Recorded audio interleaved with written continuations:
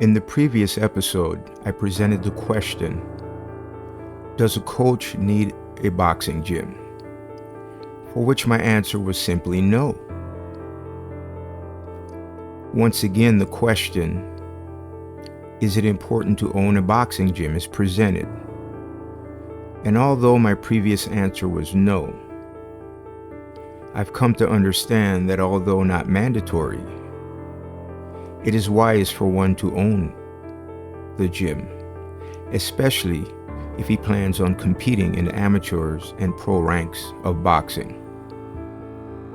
So after years of training without an actual boxing gym and ring, the day had finally come when we have our own boxing gym and boxing ring.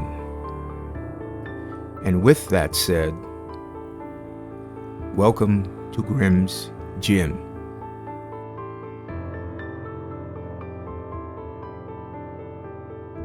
As we settled into the new home, everything continued as usual. The training, strength and conditioning, road work, everything. With some new additions, quite obviously.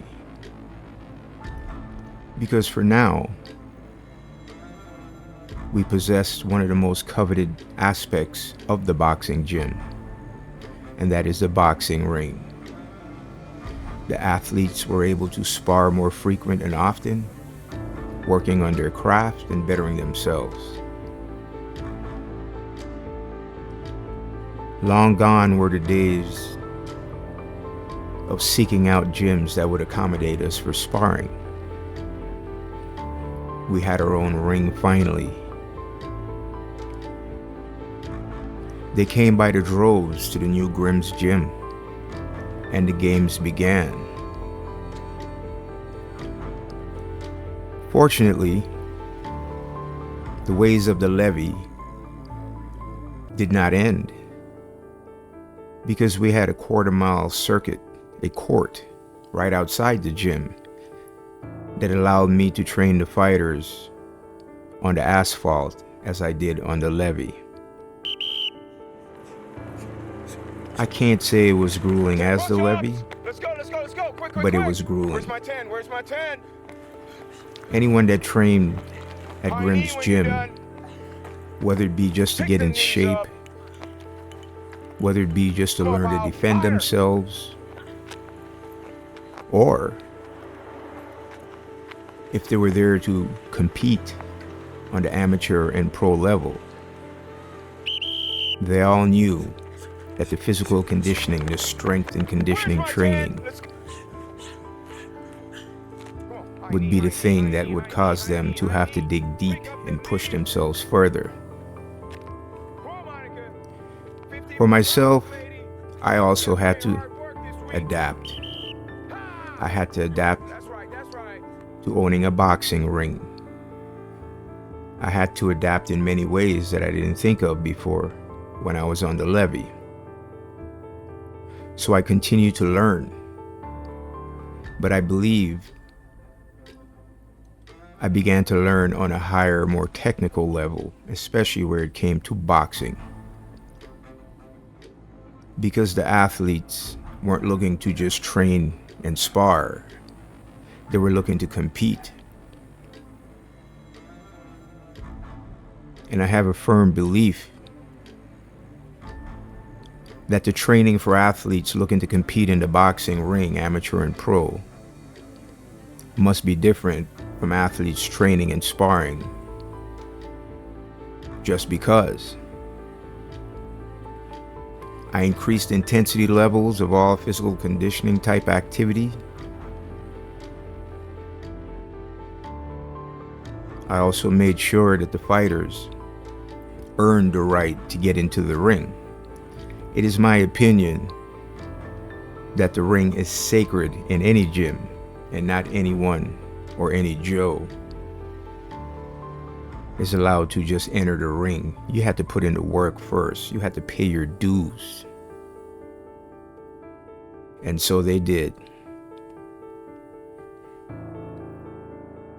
Speaking of learning, I eventually had to adapt to another thing that was foreign to me at the time, and that was the women boxing. There are women that love boxing just like men. There are women that yearn to compete just like men. And once again, There you go, Cruz. I had to adapt. Conserve, pop. Where's the jabs? There you go. Pop and move. There you go. Pop and move. Ha! Shove that jab. 11 with it. 11 with it. Pop and move. Pop and move. Good. Now move. There you go. That's how it works. Pop and move, Stacy. Boom, boom. You're gone. Jab, jab, right. Get those things jab. Keep going right. Being in a gym daily also allowed me to reflect back and change my thoughts and opinions on several things pertaining to boxing.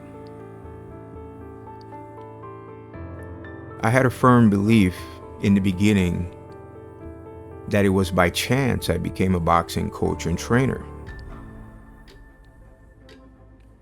But after settling into the gym, I had second thoughts. Maybe this wasn't by chance. Maybe it was intentional and deliberate, even unbeknownst to me at the time. Maybe it was my destiny to become a boxing coach and trainer.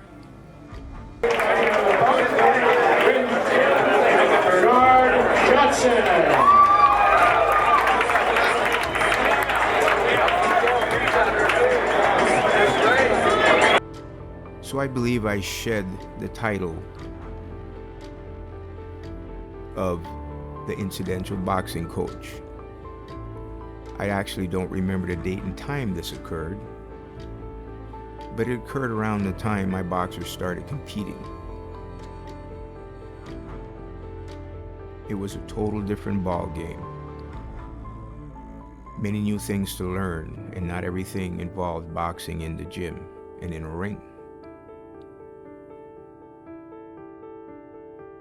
The ways of the amateur boxers and game needed to be learned. And although they box just like the pros, they do not make money. They are not compensated. But I believe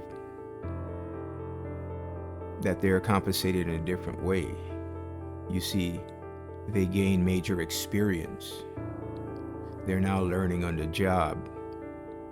They're now being hit by someone that's not their friend and stablemate that they see daily. They're in the ring fighting, representing Grimz gym and themselves.